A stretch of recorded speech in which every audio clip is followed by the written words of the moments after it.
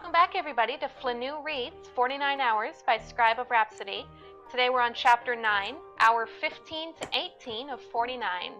And let's get started. I'm Chris. And I'm Amanda.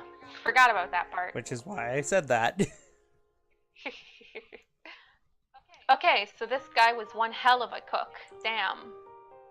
Aranea was seriously resisting the urge to wolf down the entire plate in front of her after she took the first bite. But no, she was a strong woman with a lot of self-control. She would resist and savor.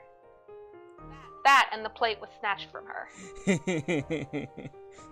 Well, I'd say Ignis just won that round. Yes. Can't you at least wait until we're at the table? Ignis puffed, setting her confiscated plate on the table before returning to get the others. Oi, what's everyone want to drink? Dear God, they are completely raiding this guy's kitchen. Yup. Biggs asked, his head in the fridge.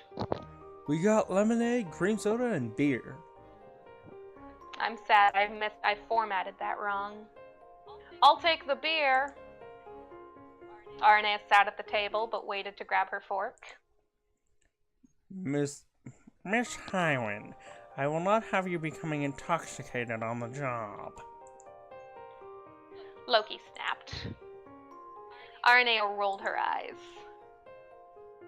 Yeah, because I'm gonna get drunk on one beer. Relax, my tolerance is hell of a lot higher than that. Ignis made a disgusted noise, muttering under his breath.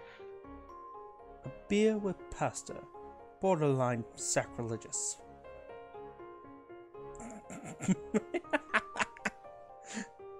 What's funny? Nothing, just the concept of that. It's like for religion, for Ignis, cooking is religion. Religion! I praise the primal of Haya, for he lets me cook. Yes. Aranea shot him a raised eyebrow. And what exactly do you even know about beer? You're 19. You're only saying that because you read it somewhere, aren't you? His glare told her everything she needed to know. Huh, you never even had a beer, have Damn you? it, Static! It started after it started just before his glare. Just before his glare? Oh, okay.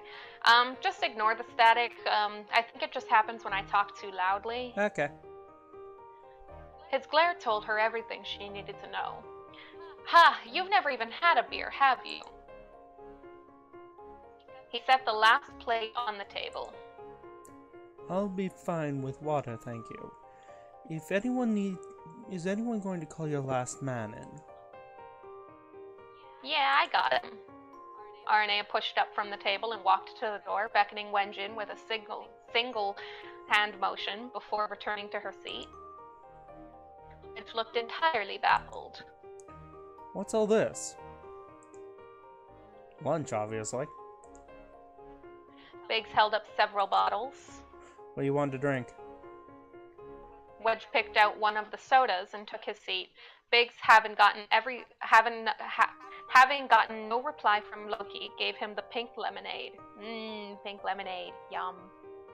I can see Loki being irritated by this. Probably. Loki is irritated by everything, let's be honest.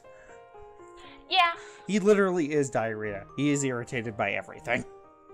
Yes. Aranea watched curiously as Biggs said... Sorry, that image you gave me just made me giggle. What, a bunch of emojis sitting down and eating? No. Although that would be funny.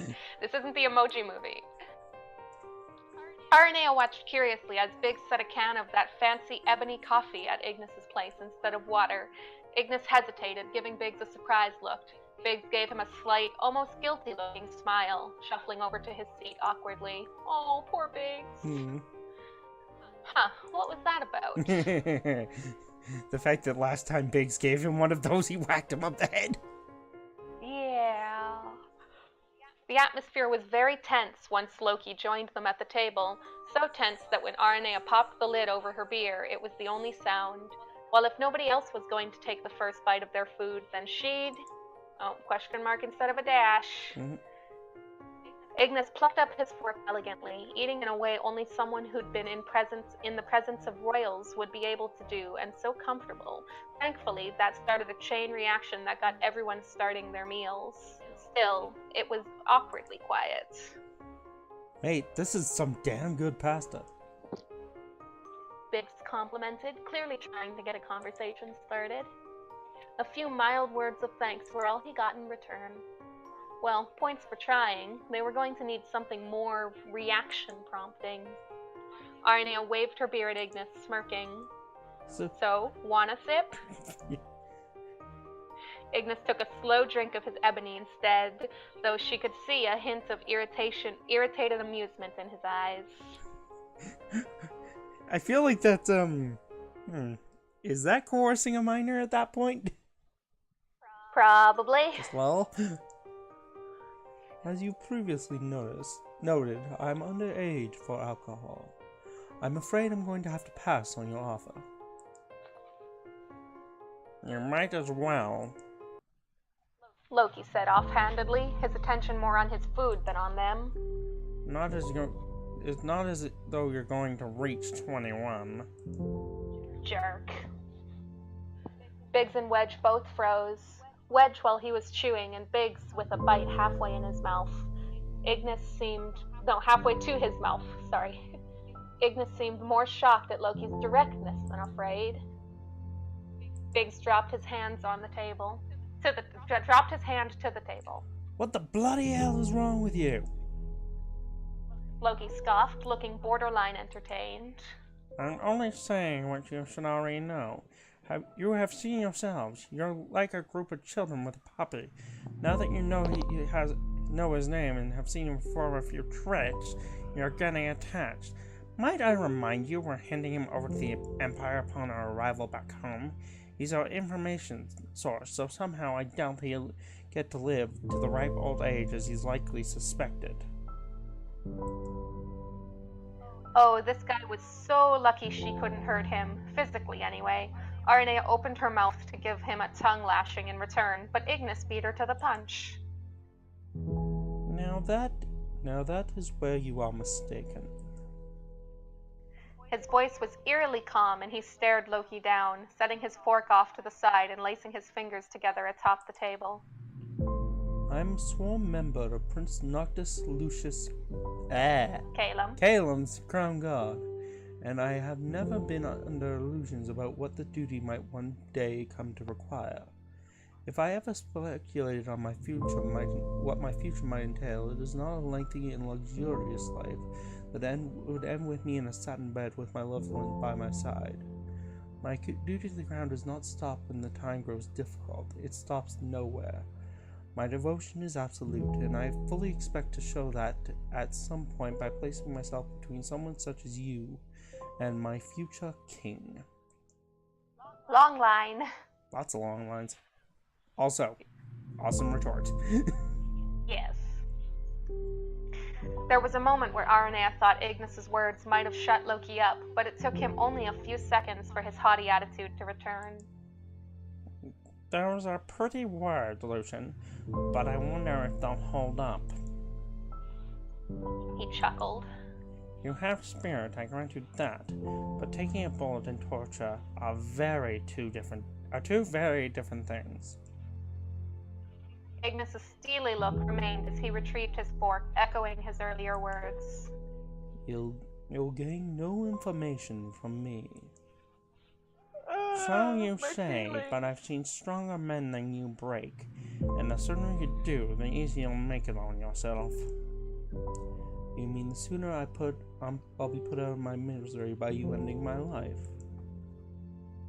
Ignis spun his fork, gathering the noodles onto it. This is making me want pasta. Yeah, it is, actually. It will never come to that. Damn it all, as much as she hated, and would never admit it, she agreed with Loki on this. Ignis was a tough guy, ridiculously so for someone not even in their 20s, but he didn't stand a chance against the Empire's pain farmers. They were too good at their job. Pain farmers. They had broken many stronger victims. Even if she did actually believe in even if she did actually believe in the Empire's cause, she'd have a hard time justifying this. Or would she? She'd never supported a cause like Loki, and certainly not like Ignis. She couldn't imagine what it would be like to have her entire life dedicated to something like that, to believe in something so strongly that she'd not only put it above her life, but above the lives of the ones she cared about the most too. Above her own personal morals, even. To be fair, I don't think Loki has morals, and at the same time, I think there is a cause she believes in. It's just the cause of keeping her men alive. Yeah, her cause is Biggs and Wedge. And eventually Ignis. Yeah, her cause is keeping the people she cares about from harm, or at least alive. Yep. No, that wasn't quite right. Clearly Loki and Ignis had very different types of dedication. There was no way Ignis would so easily condone torture of someone his age. He definitely had some standards Loki didn't. That's proving my point. Yeah. Damn, Loki. He was right. Arnea had killed before, done it and walked away without even blinking. Even at this stage, but this was different. She was getting attached in the sense that Ignis was becoming more of a real person by the minute. It was so much easier to walk away when you didn't know the victims' stories. And now we see the heart forming. Yes. If this was a Harvest Moon game, she'd be at Yellow Heart. Yellow Heart, or maybe she's not quite at the blue point yet. Or actually, sorry, yeah, Yellow Heart is higher. She'd be at Blue Heart, because I'm pretty sure it goes blue, yellow, orange, red is usually the order it goes. Yeah, I think it starts out white, then goes, oh dear God, it's been a while. Green, then yellow. Oh no, green, then blue, then yellow. Green, blue, yellow, orange, red. Yeah. Okay, so she'd be at the green heart then. I feel like there's purple in this. Oh, purple comes before the green. Purple? No, I think purple comes after blue. I don't know. I feel like it's not. Why are we discussing that? Anyways. It's like, that was a random detour. She shouldn't have asked Ignis those questions. Now she knew he was a workaholic who was probably more lonely than he cared to admit, and that he enjoyed cooking and used it as a form of stress relief. Personal details that made handing him over to save her and her men's skin a hell of a lot harder. Because now he is one of her men, in more ways than one. Here. Throw it up, Highwind, Loki said. We'll be moving out again once we're done here. To where exactly? Arnea deadpanned. You can't contact your source anymore. Do you even have any idea how to get us out of here?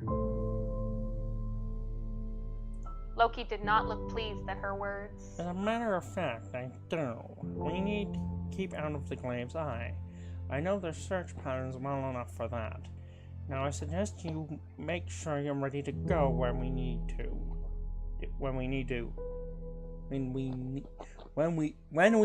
There we go. I suggest you make sure you're ready to go when we do, and we won't be stopping again until nightfall. Nightfall? Why stop at nightfall well within the city? There were no demons here. That should have been the best time to move. What was Loki up to? Nothing good. Like... Dad, I can help. No, Noctis. You can't. Noctis snapped his mouth shut. His father very, very rarely raised his voice at him. Which, apparently, that's your raised voice. It's not, but that's besides the point. I didn't That'd be funny if that was your raised voice, just no. No, that's my raised voice when I'm angry. His father sighed, expression softening again as he rested both hands on his cane. Noctis, I have every member of the Glaive and the Guard working relentlessly to find Ignis. What can you do in the few hours that they cannot? Return to your apartment, get some dinner, rest for a bit, and then you may return.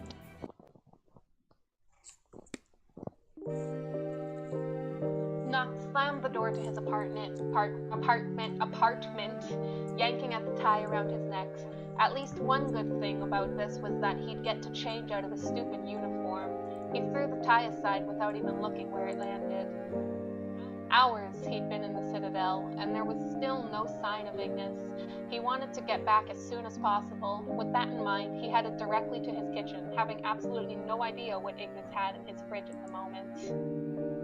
Why were his lights on, and why was there music playing?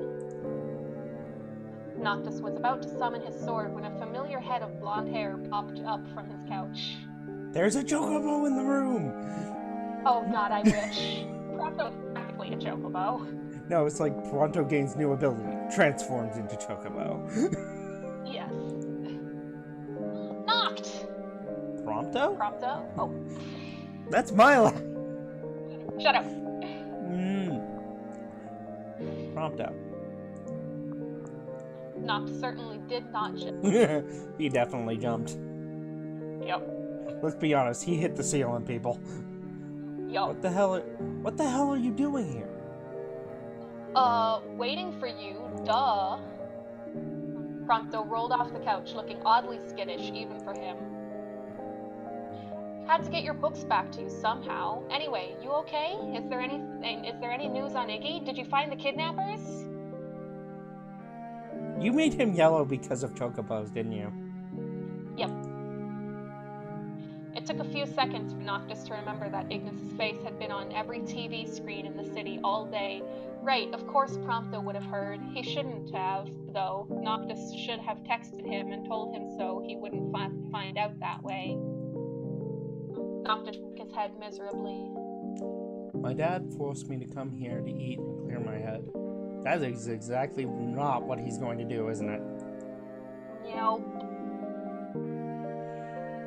Prompto's shoulders visibly slouched a bit before bouncing right back up. Oh, well then, we gotta do that so you can get back and help find him. And maybe I can go take pictures around the city and see what I can find. Noctis snapped his head up immediately. Prompto, no. One guy has already died from being in the wrong place at the wrong time. You can't get involved in this. Prompto's shoulders stayed slumped this time. Yeah, you're right. I just want to help you find Iggy, though. And I can't warp around the city like the glaive. He couldn't. He couldn't. But we know someone who can. Yup. Well, click and continue. I can. Prompto's eyes widened. What? Dude, no, that's not what I meant. Look out the window, Prompto. Noctis threw his arm out, gesturing behind Prompto. The city is huge. Every extra hand could mean a difference. I can't just sit here, eat and relax while Ignis is being dragged around by Imperials because he has a connection to me. Yeah, but if your dad finds out, he'll just send the glaive out to find you instead, and that won't help Iggy at all. That was a really good point, unless... This is where things get sneaky. Noctis snapped his fingers. I need your phone.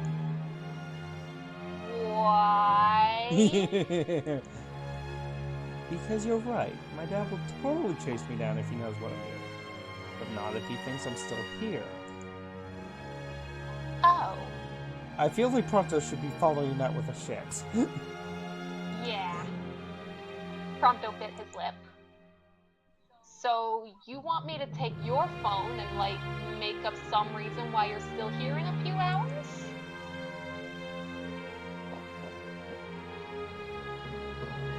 Nah, sorry, I forgot that was actually mine for a second. Nah, I just need you to keep me updated. If they get suspicious or start messaging me, that's why I'm gonna take your phone. I'm gonna pretend I'm you, tell them that you found me asleep in my apartment. That my dad will want to wake me up and bring me back into this mess. Oh, gotcha. Prompto fished out his phone, holding onto it for a minute. The thing is, when I'm looking at this, I keep thinking yellow icing, blue icing, yellow icing. Yeah. Because I'm imagining them as cupcakes, probably. Because I'm hungry, but I'm imagining them as cupcakes.